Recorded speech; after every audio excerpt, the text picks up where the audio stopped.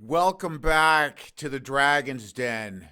It's your host, MT, and today we have another awesome video about one of the most important hacks for your playing, whether you're a young and upcoming player or you're a veteran. If you're not using the interval system in your music, I think you're leaving a super crucial tool out of your toolkit. So let's get right into it. Because right here on the Dragon's Den, we want to help you be a better player. So, what is the interval system, or as I've heard it called, the Nashville system? Well, it's simply a system where you refer to changes in music by the distance from the root chord. So whatever key you're in, say you're in the key of A, that's the 1. And if you're going to play next in the key of D, delta, then that's the 4. Okay? So instead of describing all the keys and all the changes in your piece of music by the standard F, D, E, whatever you have, you're going to always use the distance from the root to describe the chord or tell someone what the chord is or to write the changes, okay? And I'm going to give you 7 reasons why this will help improve you as a player. Reason 1, it can help you start to see compositions through their chord movement. And when you listen to a piece of music, like what I do, when I hear a piece of music, almost inevitably, the first thing that I focus in on is what are the changes. It doesn't matter if I'm listening to a reggae piece or a piece of screamo, whatever it is, an opera. I'm listening to the changes because that's the essence of the music, right? What are the chord changes? Okay. And when you use the interval system, it becomes a lot easier to hear and recognize intervals in chords. You start to hear the patterns. You start to hear the distance. You start to recognize perfect fourths and perfect fifths, etc. Seeing musical compositions through their chord structure can help you, especially if you're doing some things like playing around with some styles or genres. You're not letting the genre of the music in any way cloud your ability to actually hear the changes clearly because you're focused on the chord changes and the intervals. So when you use the interval system and you become more versed in intervals, you'll start to recognize them a lot quicker. Reason number 2, it can help you with transposing, especially on the fly. And this will be particularly important for bass players and guitarists and keyboard players as well. Yet, if a song is called out in a key where you know the song and you know the changes, yet you don't know it in the key that it's being called, it's going to be much easier for you if you know the song by interval to transpose it right then and there, especially for the guitar players, the bassists, and also keyboard players, because you can see your instrument, you can see the patterns, right? So I tell you a little story. When I was first starting out as a bassist, I was on a gig where we had guests come up from time to time. Wasn't uncommon. And one singer came up and he called out some standard blues tune everyone should know, but it was in a different key. And I'm a pretty decent transposer. It wasn't super complicated. But still, it was a little bit like, okay, oh boy, yeah, yeah, quick on my feet, all right. The next tune, same thing. You know, whether the song was supposed to be in the key of whatever it was, once again, it was in C. By about the third tune, I must have had a little bit of a terrified look, and I asked quietly the vocalist over his shoulder, hey, what key do you want this in? And he politely turned to me and he says, baby, it's in C. Everything I do is in C. And I went, oh, good God. I'm glad that I'm a decent on-the-fly transposer. That's one of those things where if you've ever sweated so hard that your socks and underwear are sweated through, that's what it'll do to you, being in front of a room full of people, having to transpose on the fly. But that's what this will do for you, is when you are able to remember a system that uses numbers instead of chord names for progressions of songs. The third valuable thing that using the interval system can do for you is make you the type of player that can be on call for a lot of type of gigs. I mean, jazz and blues players use this system all the time. It's very common. A lot of pop and rock players don't. That doesn't mean it won't apply to pop and rock music, or if you just want to call it all pop music, because all those songs have changes as well. And what it can do is it can allow you to shorten the memorization process when it comes to learning new material. Or even there are times where I've gotten last minute calls, or it might have been, might not have been a last minute call. It might have just been a gig that was booked. And you show up and you're essentially meeting everyone backstage. You've never played together. Hi, I'm the bass player for the evening. I'm the guitarist. We all meet. We do the show. Maybe there's been some of the key songs. There's been changes handed out. But let's say it's a 3-set evening of blues. It's a lot of blues. So what can happen a lot of times is the band leader will just turn around and say, okay, I want to swing in B flat. It's a 1-6-2-5. Here we go. 1, a 2, a 1, 2, 3. See, if you can do that, now you're super valuable. Super valuable. And if you work with other genres, and I know not that many band leaders operate that way, yet if they do, even in pop music, it doesn't have to be blues or jazz. They can just tell you, hey man, this song is a 1-4-5. Just listen, keep your ears open, and you'll hear it. Okay. And then they might say, the magic chord is, a 6th chord. Okay, so at some point when the big change is coming, you're going to go to the 6th. Okay, now you're in there. Now you hear the guy start, or the girl, they set the table, they set up the riff. No worries. Now you got that. You just cruise along. You know what the changes are going to be. That's how we do it.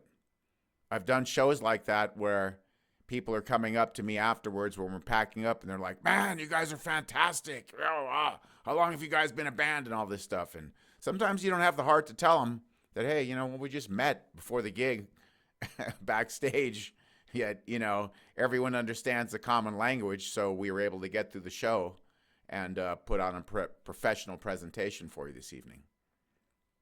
So once again, another key element to using the interval system, you can pick up material on the fly much quicker. The fourth reason why using the interval system can greatly benefit you, and I'll piggyback right on number 3, is that for you as the band leader, you can communicate your material to other competent musicians who also speak the interval system, and it'll save much time. Doesn't matter really what you're playing. You know, if you're in that situation and you got to communicate, it could be a reggae tune, right? Well, you might tell them, hey, it's a 1, 3, 4, 5. You know, double tag on the 2 or something. There you go, done. Set it up for them, right? So it makes it much easier for you to communicate changes. And I guarantee you, here's the other key thing where this works. And I've had this happen so much, especially on some of the blues pickup gigs I've done. Could be it's a noisy club. Could be it's a situation where there might be some multiple players on stage. You may not be right next to the person who's giving you the directives of the changes. And so if they say to you, it's a 1-6-2-5, that's a lot clearer than somebody saying it's C-D-B-G. What was that? It was C-E-D, E. Whoops. A lot of those letters sound the same, especially over the din. I've been in a few situations over the years where somebody's screaming at me, D, D, over the music. And I'm going, yes, B, I'm playing B, So it doesn't work very well. You can flash, hey, if you need someone to be on the 4 or, you need someone to be on the 5 chord or even the 6, right? Or the 7. And then it repeats. You only have 7, right? There you go. It's a heck of a lot. Trust me, I've actually had that situation. And now it's funny now. It certainly wasn't funny in the moment when we're playing and somebody missed a chord and, said front person is trying to scream at somebody else, C, go to C. And they're like, yeah, I'm in G. It still sounds wrong. I know, bloody hell. So it's actually funny now. But if you were yelling at the person, go to the 4, go to the 3 chord, go to the 6. None of those sound the same. As a matter of fact, right, 1 through 7, there's no real confusing whatever chord name you're going to use. Because luckily all those sound different from each other. And it's easier to flash. You can make some chord signs, right? Well, you can make like C and G, I guess. And, we know A and F and E, but still, those are hard. And I'm telling you, in the heat of the moment, it's easier just to flash up a 2 or a 4 to somebody, than it is to try to shout over, we're in D. I'm in C. Oh, shoot. Making some jazz over here. So just another great reason to use the interval system. The number 5 reason to incorporate the interval system into your playing can help you with composition. Now, some players over the years have expressed fear that they don't want to know this because they want to just play rote and come up with music experimentally. And I understand that. There's a fear that the knowledge may wreck your innate creativity. And I would say to that in my humble estimation, one of the key elements in that level of creativity, the more rules that you know, the more you know how to break the rules deliberately and come up with exactly what you want when you break those rules and not have things be haphazard and come out with unpredictable outcomes. And I don't think that there's really such a thing that whatever innate creativity you may have before you start using the interval system, I don't think that's going to be damaged in any way by adding this to your toolkit. I think it's just going to enhance what you do. I know it does for me a lot of times. When I'm sitting there thinking about what harmony I might want to add, how am I going to resolve this? It always helps you're going to resolve in a certain way. You got to find your way back through the 5 somehow or do something. And of course, you can always sit there and look at the chords and the scales and use the actual chord names and those kind of things. Yet, for me personally, block construction of my arrangements can work a lot easier when I'm just using intervals to help me know that, like, even when I'm working with the circle of fourths and fifths, a lot of that is just the intervals that okay, yeah, this is, boom, boom, boom, boom, boom. These work together. You can figure out all those details later, what kind of chord you want to make it, seventh, all this kind of stuff, make it 11th, all those kind of things can be adjusted. What you're really working with are the big blocks, the big movements, especially if I'm writing things just off of lyrics and riffs where I'm trying to be just in that creative mode. There are times where I run into those issues like, well, how do I resolve this? How do I resolve? Okay, well, let's go back to some basics. Where are we at? Where are we looking to get to? Oh, we need to go from, we ended up here on the 3, but we would like to get back to the 5 real quick so that it'll help us resolve to the 1. There you go. So instead of unless you really know your theory and always, right? Your chords and all your extensions, that this is a third of this and this is a fourth and a fifth, and all those things really quickly, okay.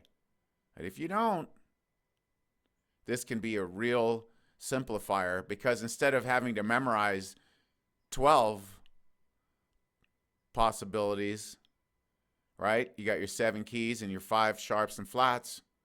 So you got 12 possibilities. Do you want to memorize that the fourth of F sharp is B? Or do you just want to know that when you're in F sharp and somebody calls out and they say to you it's a 1-4-5, then you know that the keys are F sharp, B, and C sharp. So it helps you not have to get into super deep theory all the time and be able to move quickly with the patterns. The number 6 thing that I think the interval system can help you with is it can train your ear. Once you start listening, like I said early on in the video, whatever genre you listen to, if you start stripping it down to what always are the actual movements of the chords, pretty soon you're going to start to be able to hear intervals a lot quicker. And you know what? Test yourself on this. Listen to some material after you work on this for a while, and then pull up the actual song and play along with it and see how close you were to just listening to something that you were listening to some random pop tune driving down the road or whatever, came on the radio or your digital stream or whatever, and you're right, all right, I'm going to listen to this. I'm not going to let the intro and all the fancy production, what are the chords actually doing? What's going on here, right? And if you can start to get to that point, that's huge. Huge ear training, super valuable in pickup work sessions, different things. What starts to happen is you start to be able to hear the changes coming like a freight train. There's only so many freaking possibilities, even if they went and tossed up all the chord possibilities there are. From the root where you're at, there would only be 11 other possibilities if you include the sharps and flats. And of course, there are chord extensions on that and, all the different type of chords you can play with that, fine. But the intervals, there's only there's only those 11 interval distances available in our music, in the Western music. So you're giving yourself a huge advantage by training your ear to be able to hear things like that. And you start to evolve your ability to quickly pick up things, maybe even to write things. You're like, yeah, would I want to use this? When I've heard that progression, I know what those things are. It's not like you're starting from rote every time you hear stuff. you're starting to be able to ear train. And when you jump in, you go to jam sessions or even different things where you have, let's say, homework to do, things like that, can really cut down the time it takes you to do that, which leads me to point number 7, why the interval system can be so helpful to you if you add it to your toolkit. And that is exactly creating what I have is a shorthand system that I use, especially if I get last minute gigs, or maybe there's a few tunes in the set list that are extra complex that, maybe there's going to be a few changes in this stuff. Well, I know how to make a shorthand that just uses intervals. I might put down, okay, this is the root key. Then I'll put down the first set of changes. I won't write them down in time. I won't write out how many measures and write out the notes and all that. I'll just write out what it is. Okay, the key today is B flat. It's 1-6-2-5 in B flat. Okay. Now if there's let's say there's a bridge, or jazz AAB, right? There's a B section, A section, C section, whatever. Then I'll just make a note for that. And I won't again write out whether one chord gets 3 or 4 measures, the other chord gets this. One chord might just be a passing chord. If it is, I'll maybe make a small notation on that, but I have my own shorthand for that stuff. And then let's say there's some sort of bridge or something. I'll put down a bridge. Once again, I don't really write out the time. I can do that in a smaller segment. I don't need to write out, like sheet music. I'm just writing down some basic changes. And if I do that, and I'm going to need it on stage, I do it in large letters in black magic marker on yellow paper, okay, or white paper, so that I can put it down somewhere or have it back on the drum riser if I need to walk back between songs and take a quick glance at what the changes might be. Or, just have it down by the monitor, by your pedal board or whatever. And, usually you just need a little refresher, like, damn, what was that one? Okay, yeah, it's that. That's the chord. Boom. Lifesaver. So it can help you develop a shorthand. Once you start seeing patterns, you start remembering what some of these patterns look like. There's only so many different ways people can cook stuff up, man. You'll start to see, okay, even though they resolve different stuff, they put different passing chords in there, fine. You're still working with basic movement of chords. And if you can find a shorthand way to write that down, you're going to be saving yourself a lot of time and trouble. I got a call for a gig, and I had about 5 or 6 days maybe to get this stuff together. It was a pretty good gig. It was at the Whiskey out here in LA. And if I didn't have that shorthand, it would have been a real problem. The other musicians had been working on this for a bit longer and had the music, yet there was a last minute need to replace a guitar player. And the show was split up into 2 sets because it was that volume of work. And 2 guys were brought in. I was one of them. I covered one of the sets. And yeah, I was still upstairs in the dressing room half an hour before we were going on, running through stuff with the headset on, sitting there looking at my charts, going, okay, And usually you're going to be good, especially on that gig. I didn't have to start a lot of the riffs. The other guitar player did. And as soon as I heard it, I'm like, yeah, that's that one. Okay, it's and it was rock and roll. But still, rock and roll works just fine with, it's a 1-4-5, it's a 1-3-6, whatever it is. Boom, boom, boom. And I was good to go. I nailed the gig. No major brain farts, no problems. Actually got a great compliment from the musical director and the guy who was the band leader behind the Star. Told me some years later that, yeah, it was, my ability to do that with the gig, with the music, pardon me, at the rehearsal sessions, and to be able to get through stuff real quick and be able to memorize some of these tunes it made a big difference. So there you have it. 7 reasons why you should add the interval system into your lexicon. Start thinking about music by the intervals. Remember tunes by the intervals. It's going to go so much further for you. You're going to save so much time. And you know what? You won't have the band leader shouting at you, B, it's in B. I know, I'm in D. I'm in D. Okay? You're going to be good. You won't be making accidental jazz. Okay? No blusion here. All right. So I hope this was a little bit helpful for some of you guys. And I'm going to have another video coming up where I spend a little bit more time just talking a bit more in detail about the interval system.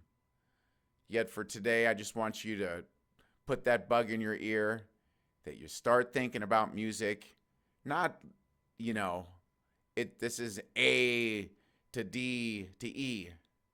No, that's a 1-4-5. And you know what?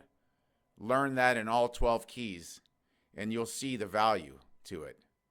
All right. So for today, that was it from the Dragon's Den. This is MT. I'm wishing you an awesome one, day or night, wherever you happen to view this. And we'll see you next time, right here on the Dragon's Den.